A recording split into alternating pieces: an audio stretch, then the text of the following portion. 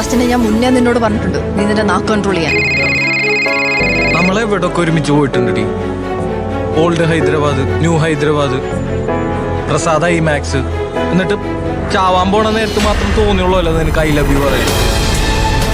നീ ഹൈദരാബാദ് വിട്ട് പോകുന്നത് എനിക്ക് ഇഷ്ടമല്ല.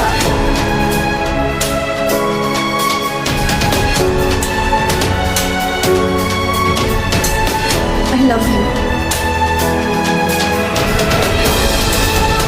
കുറച്ചാൾ ഇവിടുന്ന് മാറുന്നപ്പോഴേക്കും മനസ്സിലായത്.